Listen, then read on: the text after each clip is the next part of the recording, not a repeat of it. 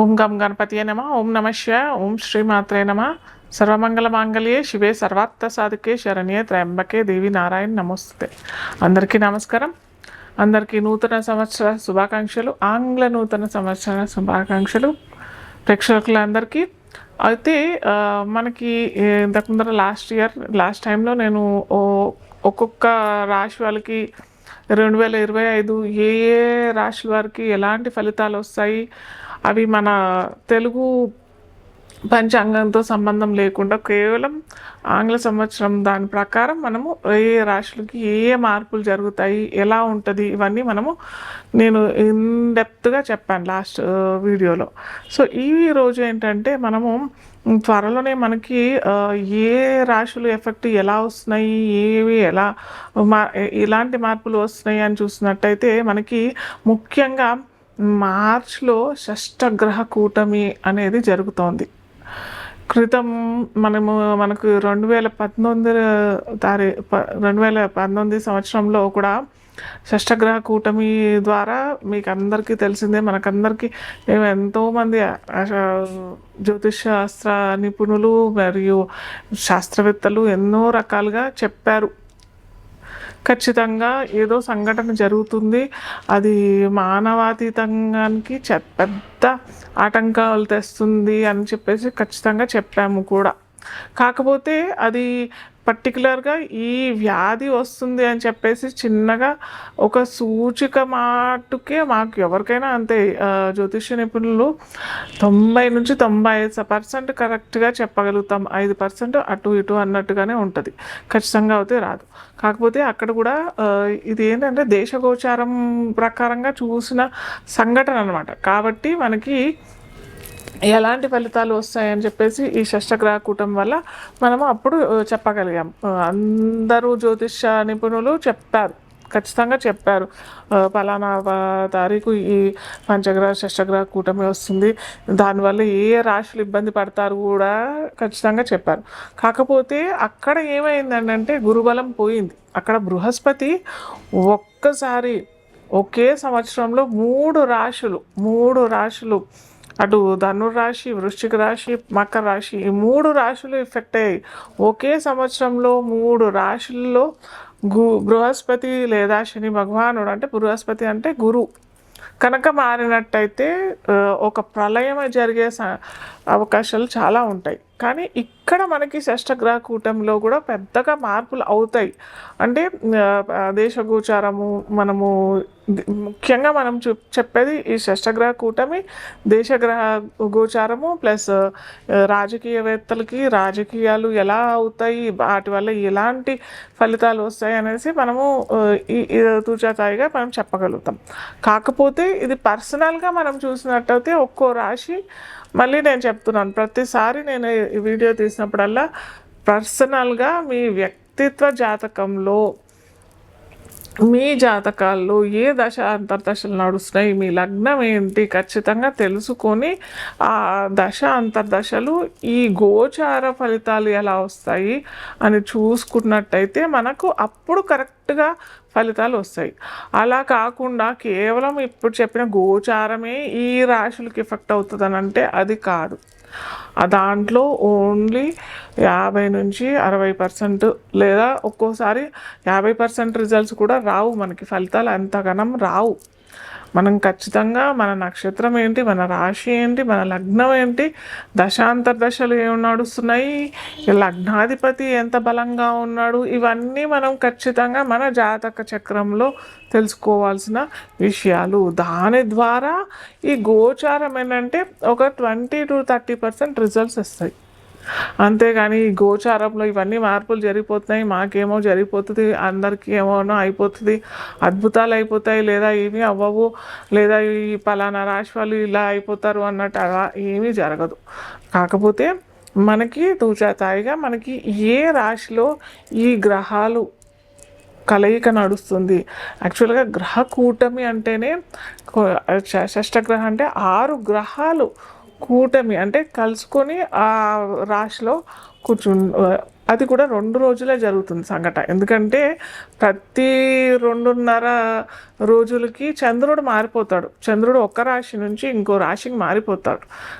కాబట్టి మనకి ఇక్కడ చంద్రుడిని కలుపుకుంటే రవి ఇక్కడ ఉంటాడు, శని భగవానుడు వచ్చేస్తాడు 30వ తారీఖుకి, మార్చి 2025 మనకి 30వ తారీఖు ఈ సంఘటన జరుగుతోంది. అయితే అది కూడా 2 రోజులే జరుగుతుంది. అప్పుడు రవి శని భగవానుడు వచ్చేస్తాడు, బుధుడు వచ్చేస్తాడు, శుక్రుడు ఉంటాడు అక్కడే, రాహు కూడా అక్కడే ఉంటాడు.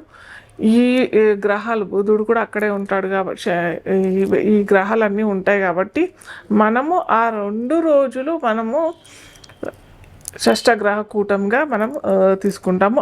ఆ రాశి అంటే మీన రాశిలో పడుతుంది కాబట్టి మీన రాశి వాళ్ళకి ఎలా ఉంటుంది, అలాగే మిగతా రాశులందరికీ కూడా ఎలా ఉంటాయి మనం చూస్తాము ఇప్పుడు తుచతాయిగా. అయితే ఇంకొకటి ఏంటంటే ఇక్కడ తెలుసుకోవాల్సింది చాలా ముఖ్యమైన విషయం ఏంటంటే ఈ ఒక ఆర్క్ లాగా వచ్చేస్తుంది అనమాట. అంటే మనకి 2 రోజులు షష్టగ్రహ కూటమి ఉంటుంది. తర్వాత 2.5 రోజుల తర్వాత చంద్రుడు వచ్చేస్తాడు. తర్వాత 10-15 రోజులకి రవి మారిపోతాడు, మళ్ళీ బుధుడు వెళ్ళిపోతాడు, రాహు మనకి కుంభరాశిలోకి వచ్చేస్తాడు.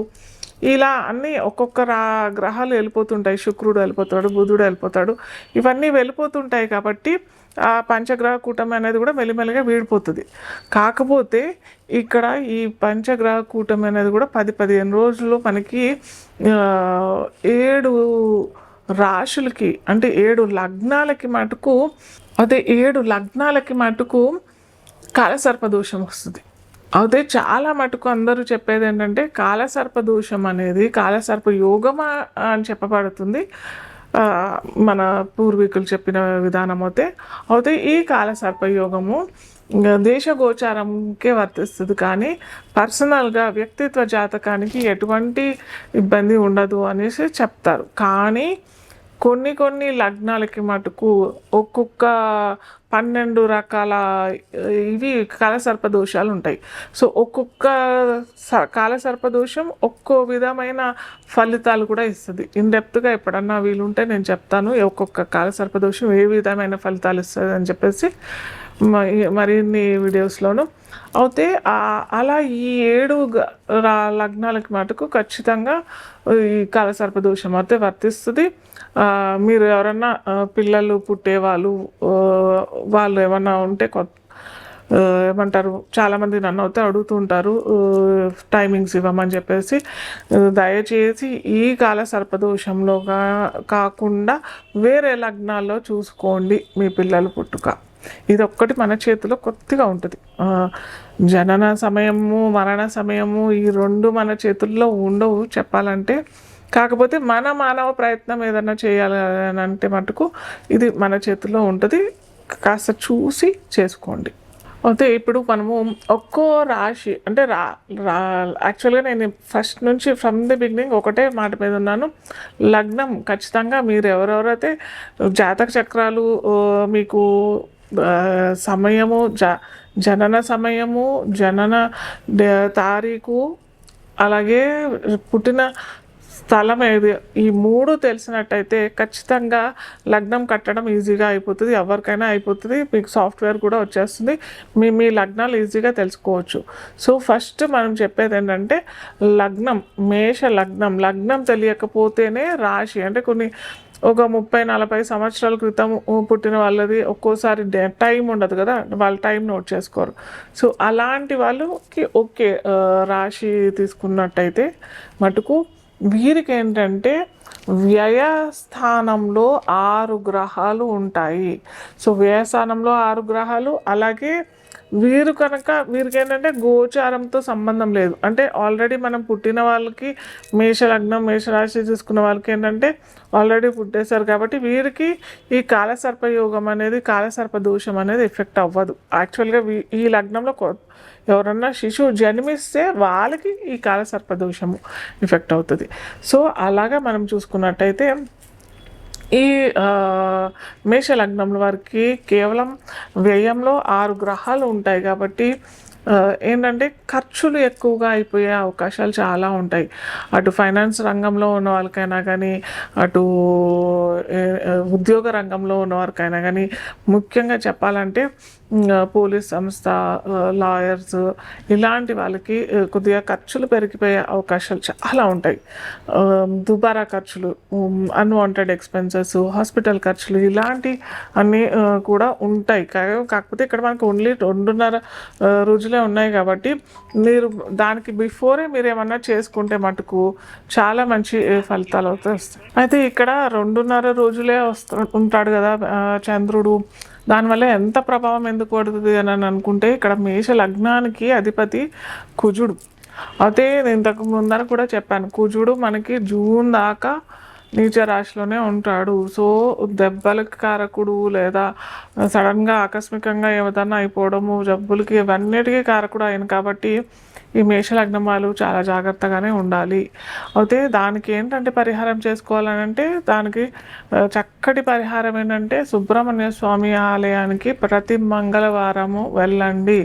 అలాగే సుబ్రహ్మణ్య అష్టకం ప్రతిరోజు చదువుకోండి. ఇది తూచతాయి తప్పకుండా చేసుకుంటేనే మనకి ఈ కుజుడు బలంగా లేదు కదా, లగ్నాధిపతి బలంగా లేనప్పుడు ఇవన్నీ గ్రహాలు విపరీత గ్రహాలు వాటి ఫలితాలు మనకి ఇస్తాడు కదా.